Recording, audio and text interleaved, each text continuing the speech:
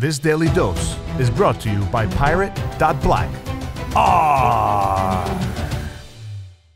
And that's why I love privacy tokens, because you can actually take your money, put in privacy tokens, actually hold on to it, and avoid the the government trying to just take everything that you have. I mean, I know people that are just bank accounts are frozen, they're under audit, like they have so much money, they got into crypto really early. Like, when did you get it? Where did you get it? How did you get it? Like, oh my God. So it's really bad when they can actually just shut you down, turn you off. And that's what I'm really scared of with crypto. And when I found out about Bitcoin, I looked at this and I was like, this has to be the mark of the beast. This is it. This is what my father warned me about in the 90s, that they're going to have everything, track everything, and be able to see everything.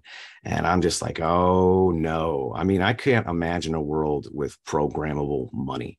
You know, you look at Bitcoin, that's what people don't understand. Like the pseudonymity of Bitcoin has disappeared ever since there's KYC on the exchanges. Yeah. Now they've got CipherTrace so they can track everything, and that's become a surveillance coin. It's really what it is. And so this is a huge problem. And we know that CBDCs are coming. And so there's a lot of theories about who started Bitcoin and why, and they're all valid. I don't think anyone could say for certain, exactly who did and why they did. And of course, in some ways, it's in the state's best interest to warm people up into digital currencies. But they've been warming us up for a long time anyway. Most transactions are on credit cards. They're on PayPal. They're on eBay. They're on Amazon. I mean, it's still a lot of digital money that's already out there. But this programmable money, this new CBDC that they're trying to bring in, that's awful. And, if you've ever seen like Mike Maloney's history of money, so it's got all these different criteria of what makes a currency proper. And that's one of the reasons why I'm such a huge fan of Pirate Chain. And we're going to need it badly, right? Because, and a lot of people who like to hark back to days of gold and silver, they look at it, but gold and silver have a lot of inherent problems. And my father's got a great story, right? So they want to leave Canada, the world's largest open air prison, and he has some gold and silver. And when he wants to cross the border and go to whatever greener pasture they decide to land on, even when they spent the winter in Florida last year, he can't transport his gold and silver. The risk of taking it cross border is immense. Like you're dealing with thieves who will invent any story to take it. Plus, it's very heavy. It is theoretically divisible, which a currency needs to be, but it's not easy to divide. How many people have a smelting outfit in their basement? And as soon as you start smelting things, now how does a new person on the other side of a transaction prove that you didn't dilute your gold and silver or do something nefarious to it, right? Yeah. And so I think what people need to accept, and they don't like it, and there's a lot of people kicking and screaming, but no matter how much kicking and screaming people do, we're going into that digital world. So we might as well, back the winning horse, if you will.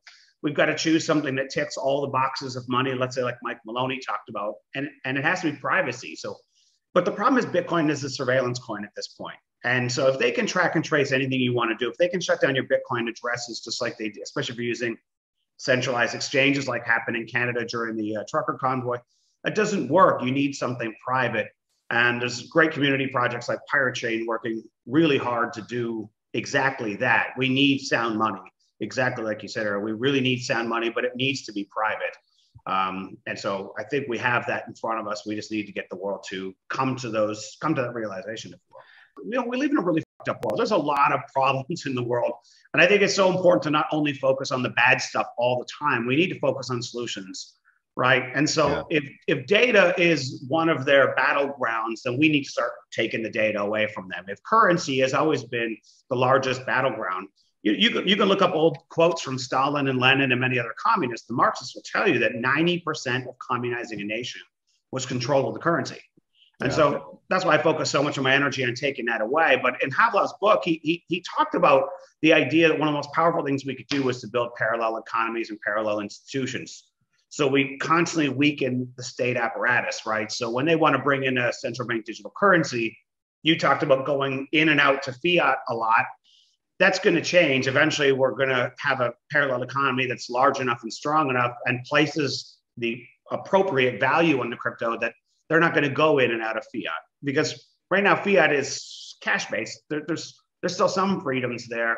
In the new system coming up, there isn't going to be any. So that parallel economy is just going to transact in crypto. But the fiat on and off ramps are getting better. There are some private ways to break the trail, like you said, with BitPay. There's a lot of things that people can do that most just aren't aware of, unfortunately, but it's getting easier.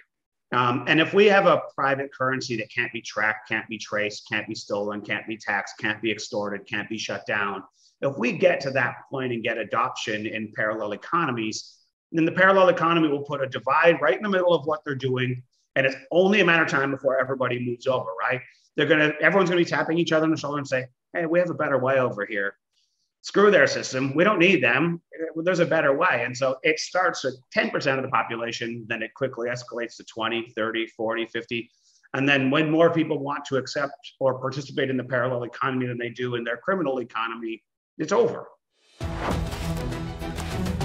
Follow the treasure to pirate.black, because financial privacy today is freedom tomorrow. ARRR!